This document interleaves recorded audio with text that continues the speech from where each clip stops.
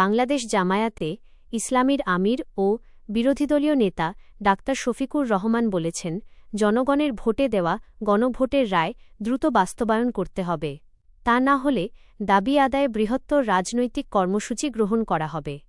শনিবার ১৮ জুলাই দুপুরে বরিশাল নগরীর কেন্দ্রীয় হেমায়েত উদ্দিন ঈদগাহ মাঠে ১১ দলীয় ঐক্যের উদ্যোগে আয়োজিত বিভাগীয় সমাবেশে প্রধান অতিথির বক্তব্যে তিনি এসব কথা বলেন।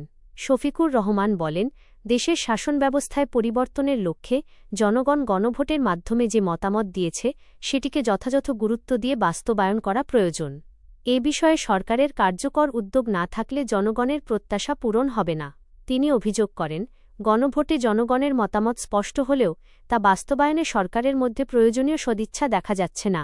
জনগণের আশা আকাঙ্ক্ষাকে উপেক্ষা করা হলে রাজনৈতিক পরিস্থিতি আরও উত্তপ্ত হতে পারে বলেও মন্তব্য করেন তিনি। আগামী ২৫ জুলাই সিলেটের সমাবেশের আগেই গণভোটের রায় বাস্তবায়নে কার্যকর পদক্ষেপ নেওয়ার আহ্বান জানান জামায়াত আমির। অন্যথায় রাজধানীতে আরও বড় কর্মসূচি ঘোষণা করা হতে পারে বলে তিনি জানান।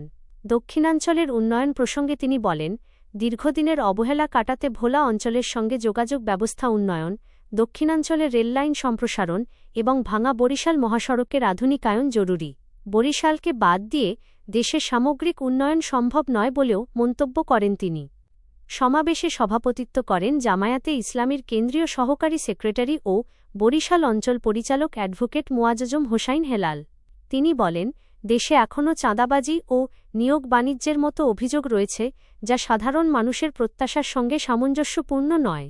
একই সঙ্গে জাতীয় সংসদে দক্ষিণাঞ্চলের বিভিন্ন দাবি তুলে ধরার জন্য শফিকুর রহমানের প্রতি কৃতজ্ঞতা জানান তিনি।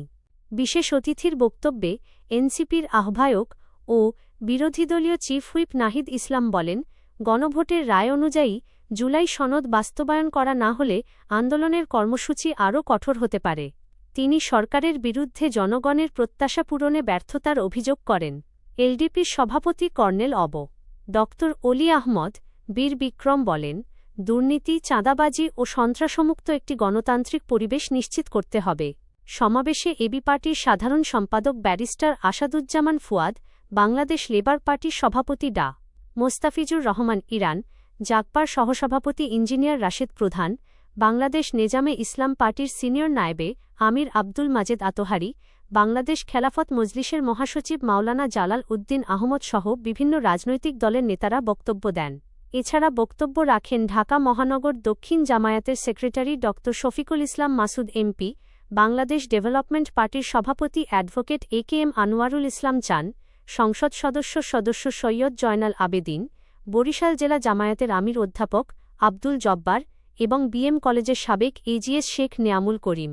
সমাবেশ পরিচালনা করেন বাস্তবায়ন কমিটির সদস্য সচিব ও জামায়াতে ইসলামীর কেন্দ্রীয় কর্মপরিষদ সদস্য জহিরুদ্দিন মুহাম্মদ বাবর।